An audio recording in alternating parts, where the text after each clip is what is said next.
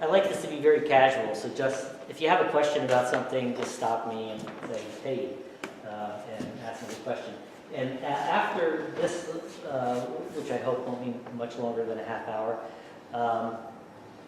if we can take a short break and get yourself some more refreshments or another drink or whatever, I'm actually going to show a couple of short films. It amounts to about 10 minutes of film, but on actual celluloid on a Super 8 projector, which is my first love. The films that I have here in the gallery on the computer were shot on Super 8, but eventually I transferred them to digital so I could distribute them. It's hard to submit to a film festival anymore without sending them a DVD or even a QuickTime file or something. But at any rate, it's too long. Anyway, so this is, I thought what I would do first is just tell you a little about how I got into becoming an artist, which always just kind of, makes me get stuck in my throat when I say that. Because really, I have no training as well, or very little. I do remember that when I was a freshman in college, I took something called art appreciation, and I have no memory of the class at all, other than it's on my transcript, so I know that I actually attended it. So I think it maybe went as far, if they were pushing the envelope, maybe up to Monet or something. But over the years, I did take some classes here and there, and I actually took one credit for course back in the 80s at the School of Visual Arts in New York. But other than that, I'm pretty much an autodidact, I have a very large collection of art books. But at any rate, I want to talk about how that happened, because maybe that would be somewhat enlightening. I went to school went to college originally, as a biology major. I switched in the middle of that to become an English major. That's what I graduated a degree in and a minor in biology. So there was no reason why I should be doing art, per se. But I think I always had that, a creative impulse and that real keen visual sense. But I didn't know how to express it. And I certainly had no skill in terms of drawing or sculpting. So by definition, I couldn't be an artist. But so this is me when I was young. No, this is me. When I was younger, about 6 months younger. You can click on that, Megan. But really, I want to first talk about influences, and then I want to talk a little about the process. So influences, to start off, really, the biggest influence in the beginning were some of these people, which was friends. And how that even happened was just by a sheer stroke of luck. That after graduating, I moved to Boston for a couple of years. When I came back to New Jersey, where I grew up and went to school, I was looking for a place to stay and sleeping on various friends' couches and leading a vagabond life. But there was a group of people who I only knew slightly, actually, who went to the same college as me, but they were all art majors, and they were living in this big house, multiple little apartments and everything, and they were looking for somebody to take a spot in the basement. Which was not a finished basement, but it was clean, and So I was looking for a place. It was great because there were so many different people. Plus, the tenants kept shifting. So living there. So these are some of my friends. This is us actually in New Hampshire on location for an experimental film I was working on. Actually, one of only 2 experimental films that actually had something of a plot. Granted, a very surreal plot, but it was ostensibly a love story. And it had a large cast, the largest cast I ever had to work with. Some of the cast members here are present today, or at least one of them. But at any rate, the point is, these people were really creative. So this is a household where everybody had jobs. Some of them were teaching art, like in elementary schools and high schools, but there was always art going on. It was like sort of ingrained in the whole household. And I think I wanted to do something too. And so what I did, because like I said, I can't draw or paint or sculpt, I decided, well, I'm going to get a Super 8 camera. In those days, they were relatively cheap, and I bought it used anyhow. The film was really, really cheap. And you can click that, Megan, thanks. And we're kind of around the same time, this book came out, Visionary Film, the American Avant-Garde. This is actually the 2nd edition. It's now in the 3rd edition. I have all 3 editions, because you always add on a few more years. But this came out sometime in the mid-70s, around the time when I was living in this house. And I got so absorbed with this kind of filmmaking that I read about in this book. I mean, I carried it around like a Bible, this book. I read it over and over and over again. And I never saw any of these films. There were some stills in there, but I could imagine, in my mind, what these were like. And I wanted to do something like that. I didn't want to tell a story. I wanted to do something that was, quote unquote, art, with film. And that's what this is all about. This is, film as art. So this was how I got into my first explorations in visual arts, was by making films. But through this book, and shortly thereafter, just by happenstance, Megan, I ran into this guy. Not personally, he had died a few years before that. But this is the great American artist Joseph Cornell. Anybody familiar with Joseph Cornell? Okay. Well, so Joseph Cornell, that's who this is, was like me, not an artist per se. He had never went to art school. He never even went to college. But somewhere in his 30s became, compelled, obsessed with creating visual images. He started out by doing collages, and then he devised a method of sculpture that it didn't involve having to sculpt, but to actually use found objects in sort of a diorama to create these very enigmatic works of art that even in his lifetime, he was very successful in terms of becoming a very well-known artist. And he lived in a very modest little home in Flushing, New York, which he never left. I mean, he didn't leave the house. He would leave the house to go into downtown Manhattan. But he lived with his elderly mother and his brother, who was younger than him, who had cerebral palsy. So he was a caretaker for these people all through his life, but in the cellar was his magical world where he created his works. You can click. So anybody who knows, here's a classic example of a Cornell box. He's sort of the king of what people call the shadow box. I don't like that term though, because it's really sort of crafty and you can do that kind of stuff. But these are much deeper, much more complex compositions that he came up with. And he did things in series, which attracted me because I tend to do things in series too. So for a whole period of time, in the late 40s to the mid 50s, he did a whole series of what he called his aviaries, with images of birds, usually tropical birds, that were in these boxes.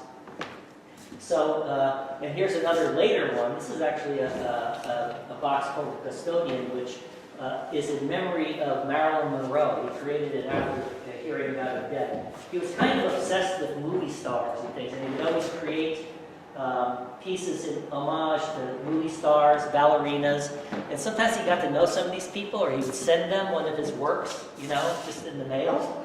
But when a gallery owner came around, they were always hot to get his boxes because he became kind of pretty famous and he was selling well. He just didn't want to give them up, He had to pry them from his cold dead hands. They called Charles Heston.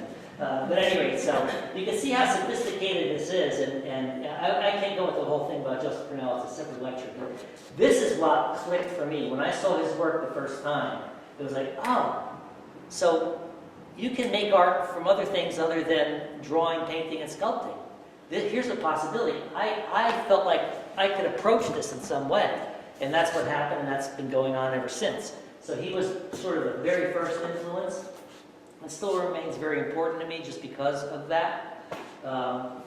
Next, I'll tell you about some other, although he also did collages, especially in his later life. He stopped doing boxes in the late 50s, and for the rest of his life, until he died in 1972, I think it was, he focused more on collage. So he kind of began his career doing collages, and he ended his career doing collages.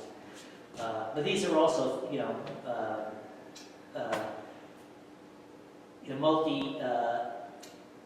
multi-material collages. These are real coins, and so it's not just paper.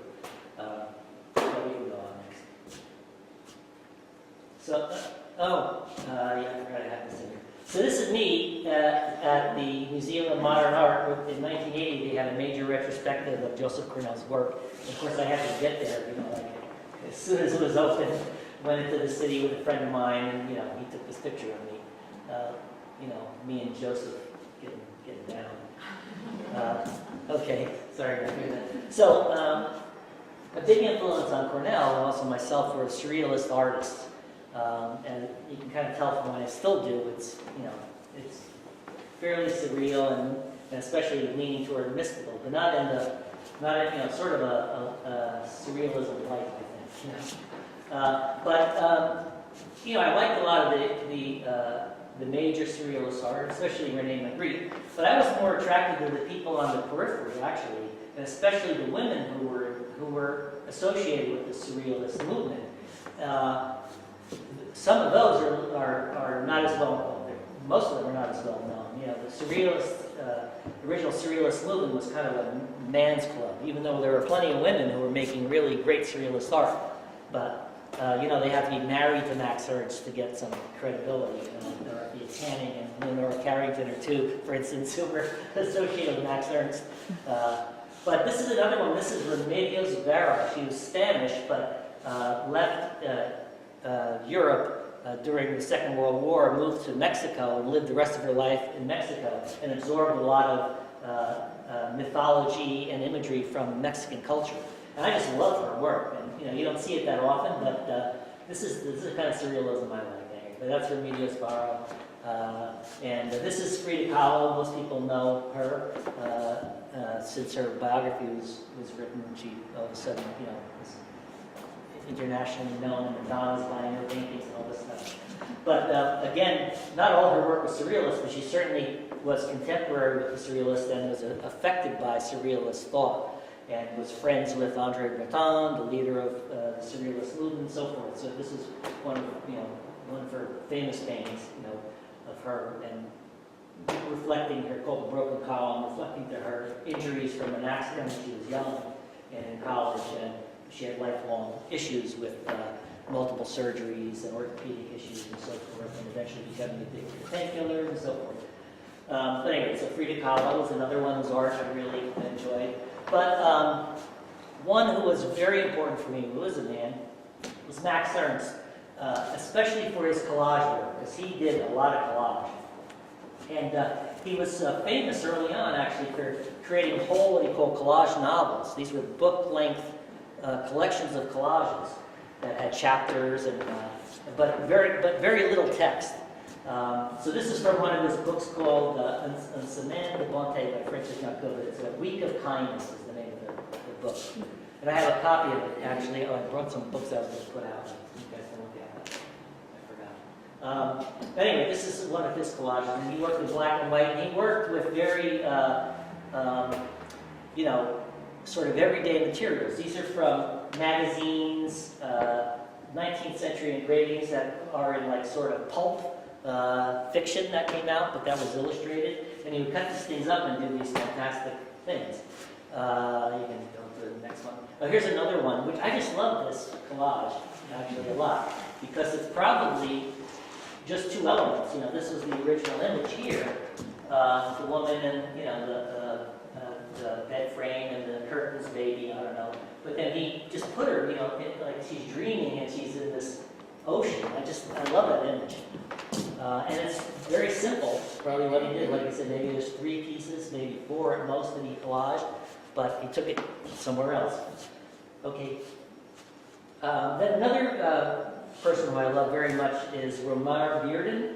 Romare Bearden was an African-American artist who he did many things. He was a painter, he was a great watercolorist, but he's probably most famous for his collages, which he did all through his career.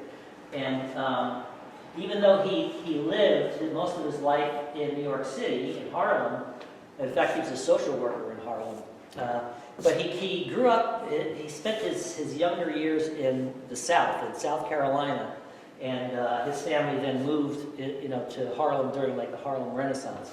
But he always used to go back to South Carolina to visit. He still had relatives there. Plus, in his mind, he was always going back to his youth. And a lot of the imagery here has to do, and this is see this figure here, this woman? She's called the Conjure Woman, and she, is something that he serially did. She would appear in lots of his collages that dealt with his southern roots. And he also painted on the collages too, some watercolor washes, which I like, and I do in my own work sometimes. Here's another collage by Bearden. Another thing that he did lots of work on was musicians. He loved musicians. In fact, he even wrote some compositions that were recorded by Count Basie and Duke Ellington. So he had musical talent himself. But he did a whole series of like folk musicians, like blues musicians from the South, but then reflecting more his adult background in Harlem, he had tons of things with images of jazz musicians, both in watercolors and collages that are really great.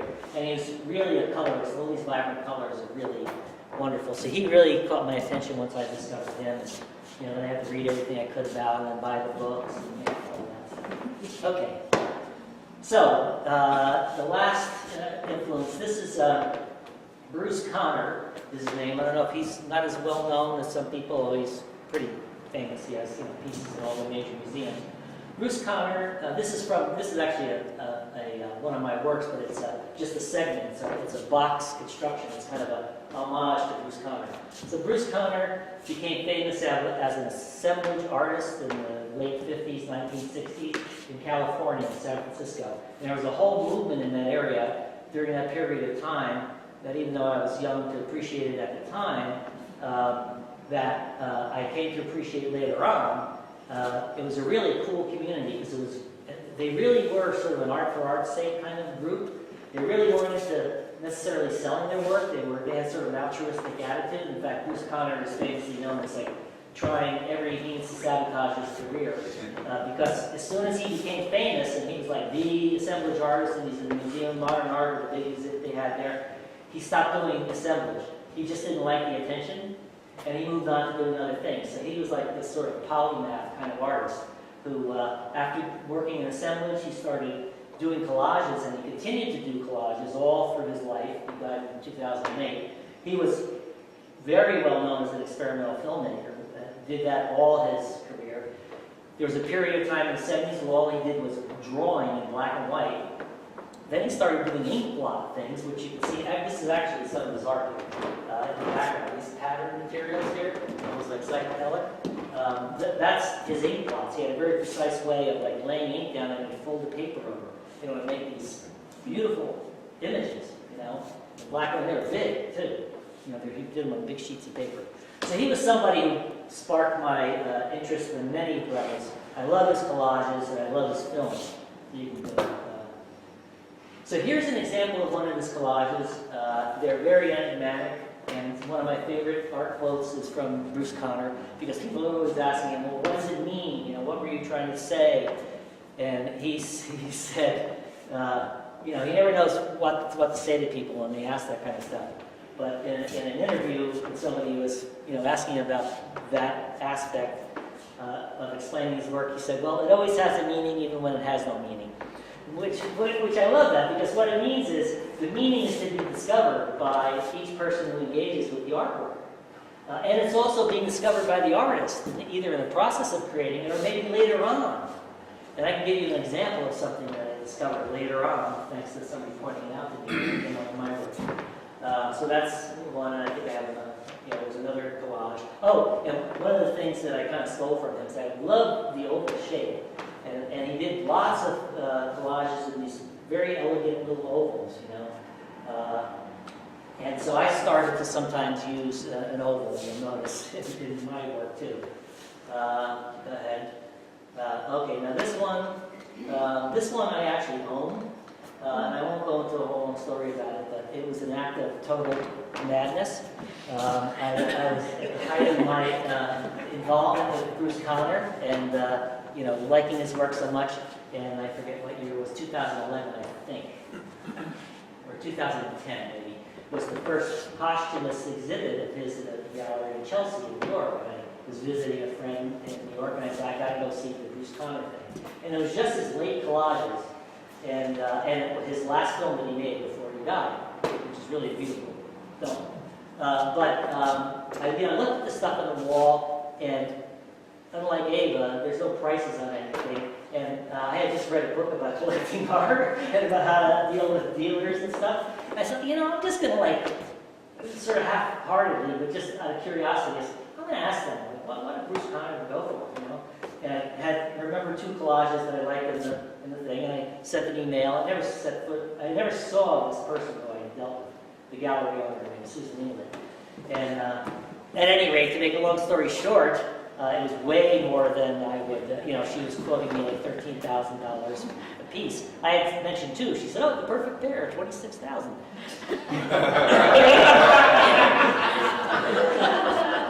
Not perfect for me.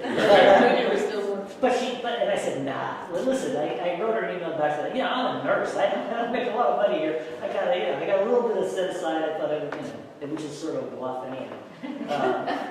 Little bit, set aside. But anyway, make a long story short, this collage was not on display because it's from an earlier time, but she had more leeway to give me a discount. So suddenly, this piece of work for $8,100 seemed like a steal. And I got a home equity loan. And I bought it. Never actually even talking on the phone with the gallery dealer, let alone, it was all done by email. And I own this Bruce Conner, which I keep in a house, but I don't know where the keys are, so I never lock it. But it's a small piece, and nobody, they probably still something else, a TV as opposed to this. But at any rate, so that's my Bruce Conner. I own that baby. Made in 1990. Okay, so now more about the process. So those are like, I could go on and on about influences, because since I had to learn all this stuff on my own, I do a lot of reading in the arts. I subscribe to art magazines. I don't know how many art books, probably 200 or something at this point. I've never counted them. Anyway, so now let me go about how why do I make something, or what strikes my fancy. So one time I was looking at an issue of Art in America, and I saw these two images.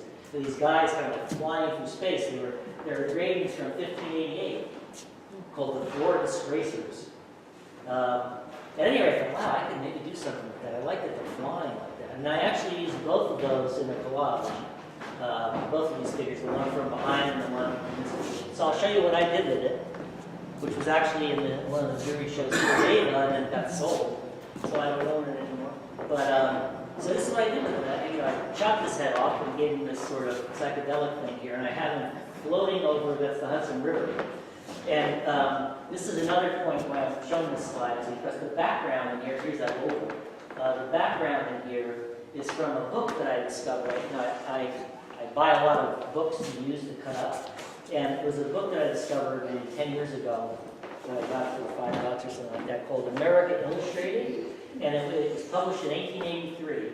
So that paper is like 130 years old. In the beginning, I was like copying them and using that, but I decided, I want to use the original paper, so it's just used once.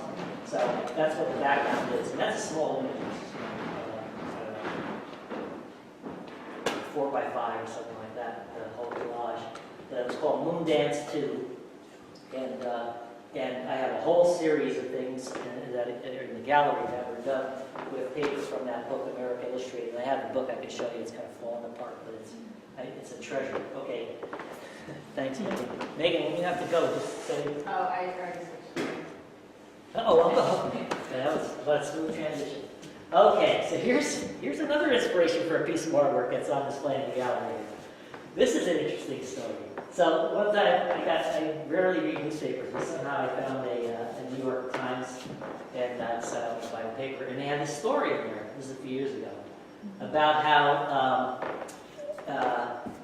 astrologers were all up in an uproar because some astronomer had said, really, that the whole thing about the signs is really cockeyed because the Earth wobbles, and so they base it on what the North Pole is facing at any given time of year, what constellation is in the sky. And because of this wobble, which happens all the time, it's actually changed over time, since this was set up by the Babylonians or whatever.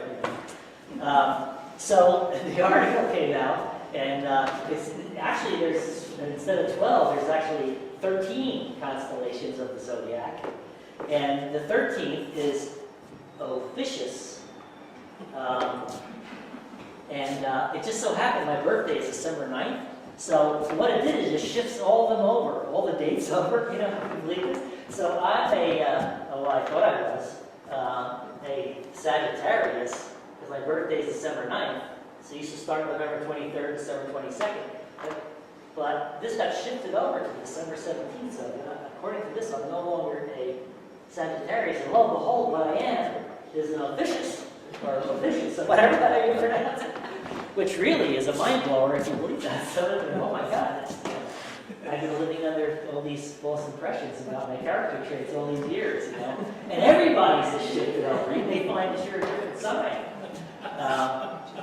Actually, apparently, officius fits between Scorpio and Sagittarius, I think, yeah. So it actually shifts Aquarius over to the 13th spot, lucky 13th. But I would prefer to be the 13th. I like the number 13. But anyway, if you're an Aquarius, you may be 13th constellation. At any rate, so I just thought this was so fascinating to read this thing, you know, and I got an idea about it. I think, well, I'm going to find out about this constellation, so you can hit the button there. This is what it looks like. It's the serpent bearer, okay? So this is the constellation. And I thought, oh, serpents, snakes, you know. And now since I'm officially officius or whatever it is, I had to make a collage in honor of this switch in my astrology. So you can hit that again, Margaret. So this is the collage that I did. So here's this bundle of snakes, which I like a lot. And I guess that's me. And I'm under the sign of officius. The background here, this is the really interesting part. The background here is actually, I Googled it, the constellation, and I found this image, which is, in this officius, however you line these stars up, is in this, okay? But do you notice that darkened area there? When I looked at that, I was like, oh, it's like a serpent in the sky, you know? And then when I showed it to one of my friends, Marlise, I think he said something about this. He said, no, it's like a baby snake. I said, what? But if you look at it, it's like there's an eye up there, and there's an eye up there, and there's this nose, kind of a broad nose like a newborn baby. So it sort of kind of looks like that too. But the interesting thing is, why is that black? So I had to do further research, and I found out that there's it's part of some nebulae, which is in this officius constellation, and it's these very dense gases that are so dense that you cannot see the stars behind them. It's called the Snake Nebula. So that's why it's black there, is because that's these gases that prevent the light from shining through there. So that was, I don't know what my point was, but that's what started me making this collage. And this is part of another series. The background here is colorized, and it's actually also engravings from the 1800s that were colorized in the 1970s. Another used book that I found. And that's Mount Shasta. I just like the way that the white mountain looked against that really dark background. And I guess that's me ascending to something else in the middle. Okay, there we go. See? Oh, this is just another one in that same series. Again, here the background is the Little Yosemite Falls, and the hands are from a Buddha statue. And that's all. I just wanted to show. This one's not in the exhibit. But, oh, I know what this is. It appeared before. See this? I run across things like this. These are, like I got a shop, little stickers, and they're iridescent crescent moons. And I always like the image of the crescent moon, depending on the way it's oriented. It's either waxing or waning, and it can kind of be. This is like waning, so something coming to an end or whatever. But why it's on the doll's head, I have no idea. It just it worked for the composition. But this is the series again. There's a few other pieces in here from the same series of the Picturesque American series, and this is the Little Yosemite Falls. The engravings were done in the 1870s background, but then in the 1990s they colorized these with, they got artists to do watercolor washes, and they published a really nice book that I got for less than $10 used, and it's been very helpful for backgrounds. Okay. And this is another one in that series again from the America Illustrated. This is called Music of the Spheres, and why I wanted to show this is that this is another thing that I use reoccurring. This little, Avery dots they make to tag things. Well, I was in a college supply in Hanover once, and I saw these dots that were transparent. I like the fact you could see through them. So you see the background through there. And it's like, well, large ones and small ones, and I use them in enigmatic ways. that's, that was also on a show here last year or something like that. But anyway, that's that. It must be coming near the end here. This one, well, this one I have in here because here the background is what drove the whole thing. I had this picture for years, and again, in the book that I bought, used, which was Darwin's studio, or Darwin's study. And I thought I had to do something with that, but I didn't do anything with it for like 10 years.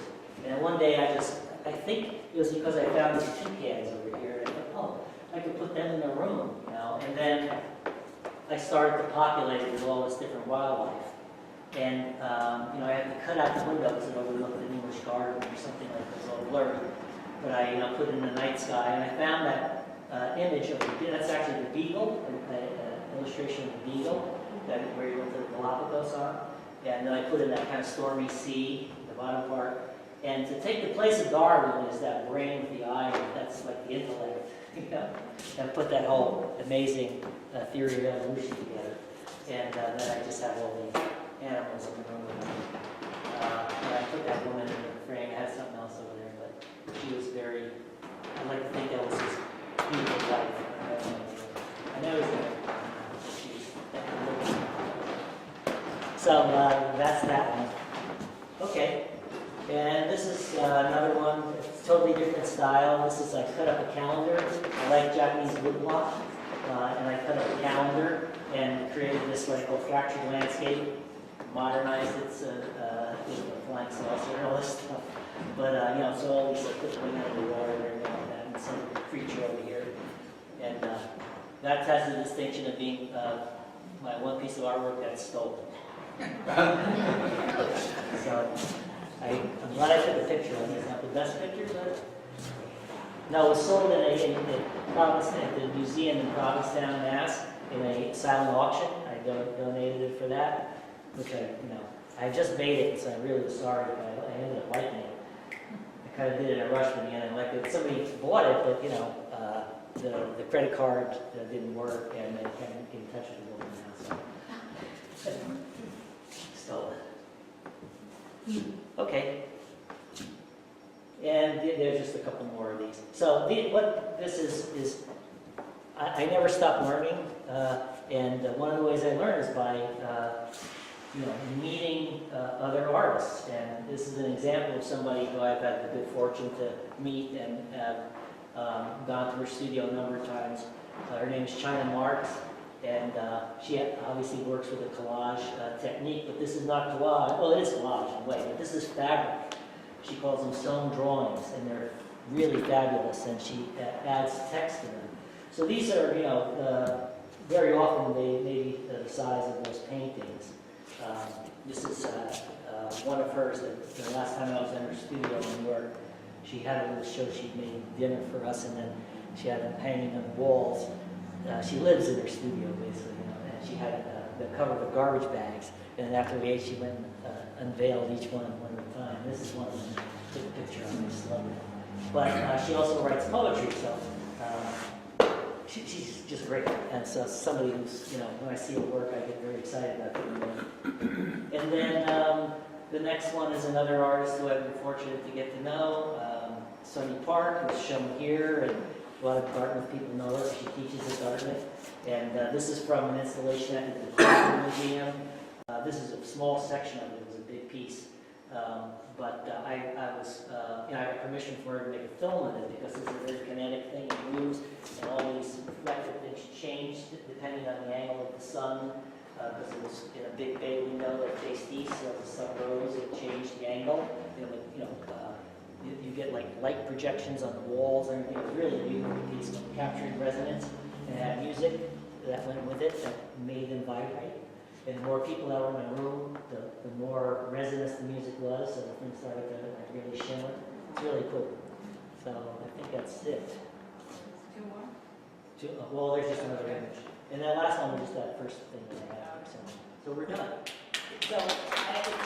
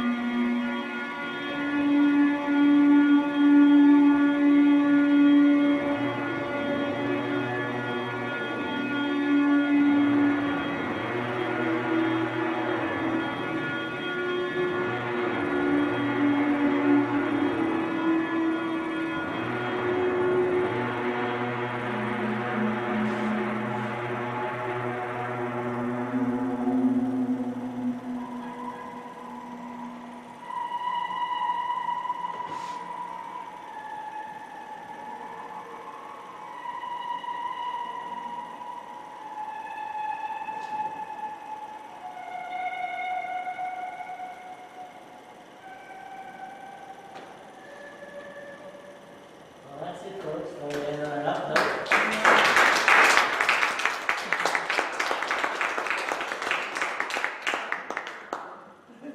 Richie, you have a strange idea. Cemeteries are up.